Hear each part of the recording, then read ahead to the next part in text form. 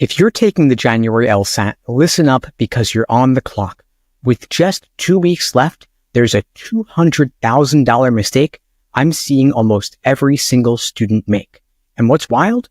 The students making this mistake are often the ones working the hardest, 6, 8, even 10 hours a day. But that effort is being wasted on the wrong strategies. But if you can fix this in the next 2 weeks, you could completely change your score trajectory and open the door to scholarship offers you didn't think were possible. First, for those who don't know me, my name is Steve Schwartz. I've been teaching the LSAT since 2005, and I personally increased my own LSAT score from a 152 to a 175. Now here's the problem. January test takers are in panic mode. They're trying to cram in as much as possible, taking practice test after practice test, grinding through review, and it feels productive. But here's the reality. What most students are doing right now will either burn them out, plateau their scores, or worst of all, cause them to leave easy points on the table. The January LSAT is different. With only 2 weeks to go, you need a sharp, focused plan that prioritizes the highest impact areas of the test. And if you don't make that shift, you're not just risking a lower score, you're risking tens of thousands, sometimes hundreds of thousands of dollars in scholarship money. Now, let me share a story about a student I worked with last year. Let's call her Sarah. 2 weeks before her January LSAT, she was stuck at 162 and felt completely overwhelmed. She was burning the midnight oil, trying to do it all, focusing equally on every question type, and cycling through full-length tests every single day.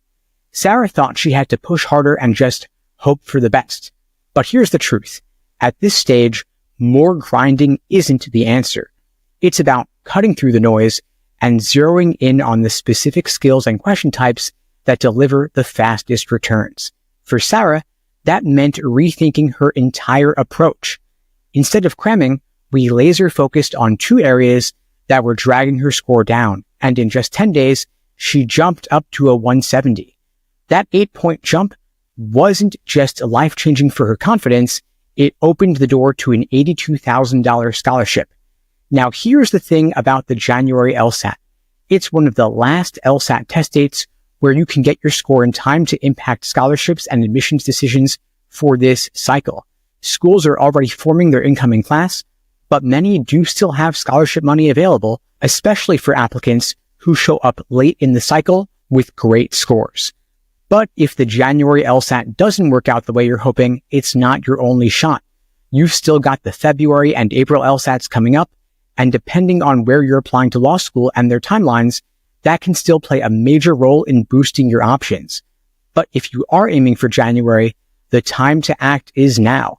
You don't have time to waste on low-yield strategies.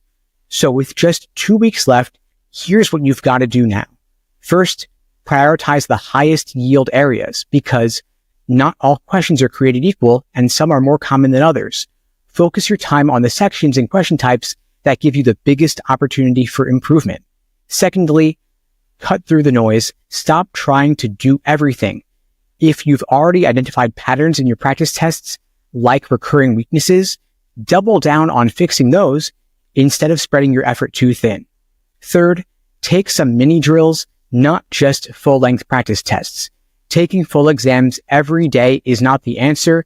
It's a recipe for burnout. So instead, focus on shorter timed drills that will allow you to hone specific skills and immediately review. And which brings me to the final point, targeted review. Go deeper on understanding why you missed questions and what traps you fell into instead of just reviewing answers passively.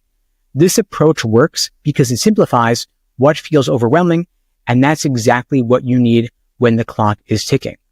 Now, for those of you taking the LSAT in February or April in addition to January or perhaps instead, this is your chance to plan smarter. You don't have to wait until the last 2 weeks to see a breakthrough.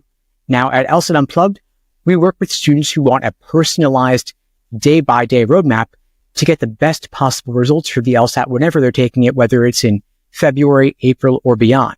And so, if you're looking to avoid the mistakes most test takers make and you want expert guidance on how to prioritize your time and efforts, we can help you map out a strategy tailored to your timeline and goals.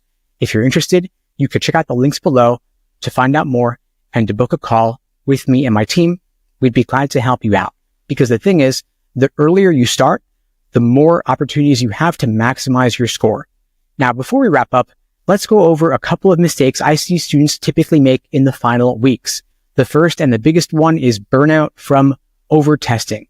Taking full exams every single day is a fast track to mental exhaustion. Instead, use your energy wisely by focusing on targeted sections, specific areas. Secondly, students often overlook their strengths. They assume they should only focus on their weak areas, but strengthening what you're already good at can also help you lock in easy points.